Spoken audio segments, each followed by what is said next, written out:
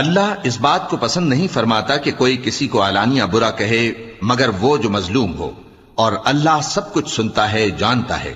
اگر تم لوگ بھلائی کھلم کھلا کرو گے یا چھپا کر یا برائی سے درگزر کرو گے تو اللہ بھی معاف کرنے والا ہے، صاحب قدرت ہے۔ جو لوگ اللہ سے اور اس کے پیغمبروں سے کفر کرتے ہیں اور اللہ اور اس کے پیغمبروں میں فرق کرنا چاہتے ہیں اور کہتے ہیں کہ ہم بعض کو مانتے ہیں اور بعض کو نہیں مانتے،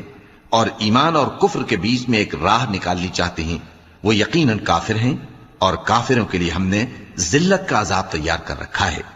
اور جو لوگ اللہ اور اس کے پیغمبروں پر ایمان لائے اور ان میں سے کسی میں فرق نہ کیا، یعنی سب کو مانا، ایسے لوگوں کو وہ ان قریب ان کی نیکیوں کے صلے عطا فرمائے گا، اور اللہ بخشنے والا ہے، بڑا مہربان ہے۔ اے پیغمبر، اہل کتاب تم سے درخواست کرتے ہیں کہ تم ان پر ایک لکھی ہوئی کتاب آسمان سے اتار لاؤ،